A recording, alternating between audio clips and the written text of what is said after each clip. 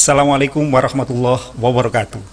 Anak-anak sekalian, berjumpa kembali dengan Bapak dalam pelajaran PPKN.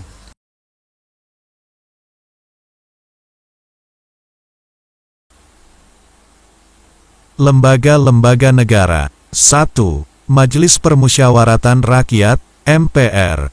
Sebelum amandemen, MPR adalah pemegang kekuasaan negara tertinggi atau pemegang kedaulatan rakyat. Sebagai pemegang kekuasaan negara tertinggi, MPR membawahi lembaga-lembaga negara yang lain. Tetapi setelah amandemen, pemegang kedaulatan berada di tangan rakyat dan dilakukan menurut Undang-Undang Dasar. Perubahan itu mengisyaratkan bahwa kedudukan MPR tidak lagi sebagai lembaga tertinggi negara, dan tidak lagi memegang kedaulatan rakyat. Perubahan tersebut juga berimplikasi pada pengurangan kewenangan MPR, yaitu MPR tidak lagi berwenang memilih presiden dan wakil presiden. Susunan MPR terdiri atas anggota Dewan Perwakilan Rakyat dan anggota Dewan Perwakilan Daerah yang dipilih melalui pemilihan umum. Sebagai lembaga negara, MPR mempunyai tugas dan wewenang sebagai berikut. A. Mengubah dan menetapkan UUD Negara Republik Indonesia tahun 1945. B. Melantik presiden dan atau wakil presiden hasil pemilihan umum. C. Memutuskan usul DPR untuk memberhentikan presiden dan atau wakil presiden dalam masa jabatannya, setelah Mahkamah Konstitusi memutuskan bahwa presiden dan atau wakil presiden terbukti melakukan pelanggaran hukum berupa pengkhianatan terhadap negara, korupsi, penyuapan, tindak pidana berat lainnya, atau perbuatan tercela dan atau terbukti bahwa presiden dan atau wakil presiden tidak lagi memenuhi syarat sebagai presiden dan atau wakil presiden. D. Melantik wakil presiden menjadi presiden apabila presiden mangkat, berhenti, diberhentikan, atau tidak dapat melakukan kewajibannya dalam masa jabatannya. E. Memilih wakil presiden dari dua calon yang diusulkan oleh presiden apabila terjadi kekosongan jabatan wakil presiden dan masa jabatannya, dan F. Memilih presiden dan wakil presiden apabila keduanya mangkat, berhenti, diberhentikan, atau tidak dapat melakukan kewajibannya dalam masa jabatannya secara bersamaan, dari dua pasangan calon presiden dan wakil presiden yang diusulkan oleh partai politik atau gabungan partai politik yang pasangan calon presiden dan wakil presidennya meraih suara terbanyak pertama dan kedua dalam pemilihan umum sebelumnya, sampai berakhir masa jabatannya. Keanggotaan Majelis Permusyawaratan Rakyat, MPR, diresmikan dengan keputusan presiden. Sedangkan masa jabatan anggota MPR adalah 5 tahun dan berakhir pada saat anggota MPR yang baru mengucapkan sumpah janji. Dewan Perwakilan Rakyat, DPR. Setelah amandemen UUD 1945, terjadi pergeseran kekuasaan presiden dalam membentuk undang-undang, yang diatur dalam pasal 5, berubah menjadi presiden berhak mengajukan rancangan undang-undang, dan Dewan Perwakilan Rakyat memegang kekuasaan membentuk undang-undang. Pasal 20. Pergeseran kewenangan membentuk undang-undang dari sebelumnya di tangan presiden dan dialihkan kepada DPR merupakan langkah konstitusional untuk meletakkan secara tepat fungsi-fungsi lembaga negara sesuai bidang tugasnya masing-masing, yakni DPR sebagai lembaga pembentuk undang-undang, kekuasaan legislatif, dan presiden sebagai lembaga pelaksana undang-undang, kekuasaan eksekutif. Perubahan UUD 1945 yang tercakup dalam materi tentang Dewan Perwakilan Rakyat dimaksudkan untuk memberdayakan DPR dalam menjalankan fungsinya sebagai lembaga perwakilan yang dipilih oleh rakyat untuk memperjuangkan aspirasi dan kepentingannya. DPR terdiri atas anggota partai politik peserta pemilihan umum yang dipilih melalui pemilihan umum, yang berkedudukan sebagai lembaga negara. DPR mempunyai fungsi: A. Legislasi, dilaksanakan sebagai perwujudan DPR selaku pemegang kekuasaan membentuk undang-undang. B. Anggaran, dilaksanakan untuk membahas dan memberikan persetujuan atau tidak memberikan persetujuan terhadap rancangan undang-undang tentang APBN yang diajukan oleh Presiden. C. Pengawasan, dilaksanakan melalui pengawasan atas pelaksanaan undang-undang dan APBN. Anggota DPR berjumlah 560 orang, berdomisili di Ibu Kota Negara Republik Indonesia. Hal tersebut dilakukan untuk menjamin kelancaran pelaksanaan tugas dengan penuh waktu. Masa jabatan anggota DPR adalah 5 tahun dan berakhir pada saat anggota DPR yang baru mengucapkan sumpah janji. Keanggotaannya diresmikan dengan keputusan Presiden. Dewan Perwakilan Daerah, DPD.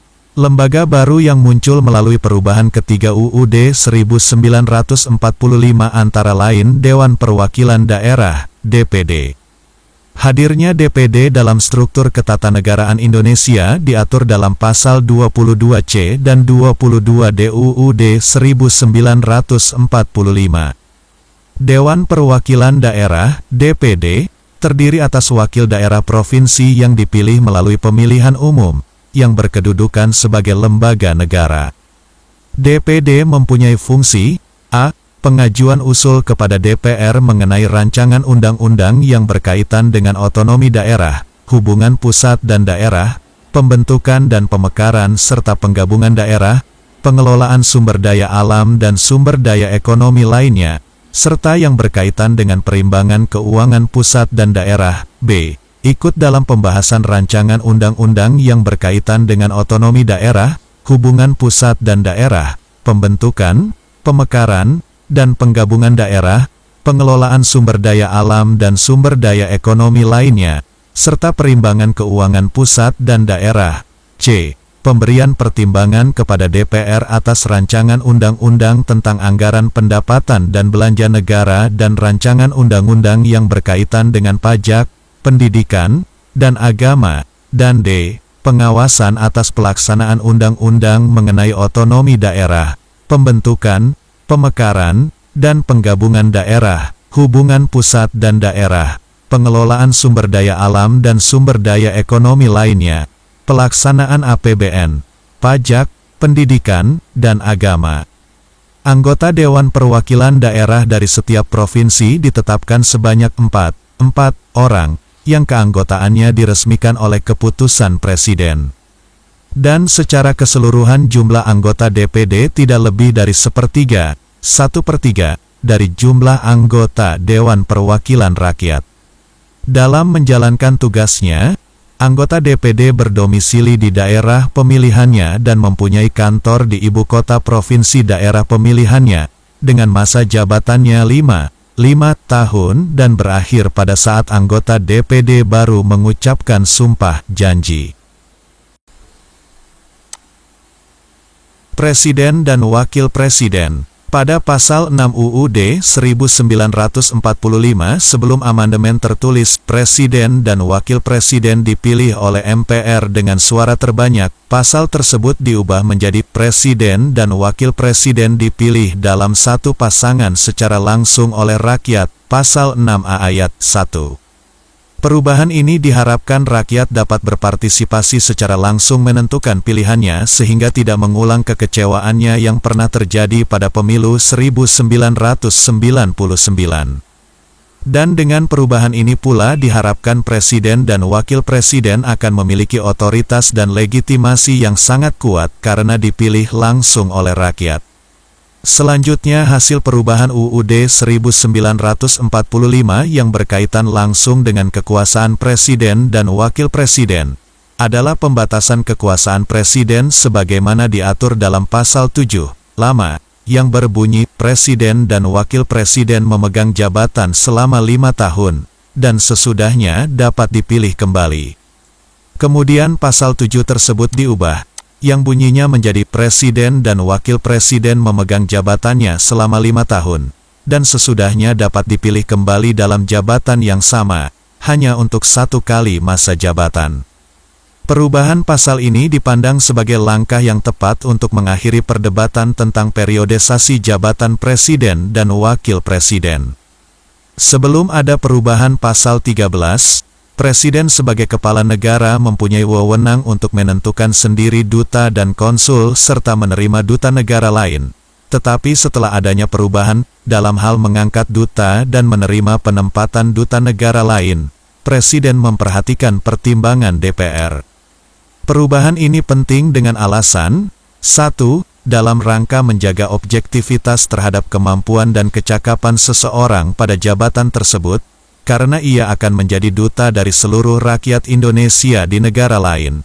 Dan 2. Dalam rangka membangun akurasi informasi untuk kepentingan hubungan baik antara kedua negara dan bangsa. Pasal 14 hasil amandemen berbunyi sebagai berikut. 1. Presiden memberi grasi dan rehabilitasi dengan memperhatikan pertimbangan Mahkamah Agung. 2. Presiden memberi amnesti dan abolisi dengan memperhatikan pertimbangan Dewan Perwakilan Rakyat. Alasan perlunya Presiden memperhatikan dalam hal memberi grasi dan rehabilitasi. Pertama, grasi dan rehabilitasi itu adalah proses justisial dan biasanya diberikan kepada orang yang sudah mengalami proses. Dan kedua, grasi dan rehabilitasi lebih banyak bersifat perorangan. Sedangkan perlunya Presiden memperhatikan DPR dalam hal memberi amnesti dan abolisi. Pertama, amnesti dan abolisi lebih bersifat politik, dan kedua, amnesti dan abolisi lebih bersifat massal. Perubahan lain terjadi pada pasal 15, berbunyi sebagai berikut, Presiden memberi gelar, tanda jasa, dan lain-lain tanda kehormatan yang diatur dengan undang-undang. Perubahan dilakukan agar Presiden dalam memberikan berbagai tanda kehormatan kepada siapapun, baik warga negara, orang asing, badan atau lembaga, didasarkan pada undang-undang yang merupakan hasil pembahasan DPR bersama pemerintah, sehingga berdasarkan pertimbangan yang lebih objektif. Terima kasih atas perhatiannya. Assalamualaikum dan salam sejahtera.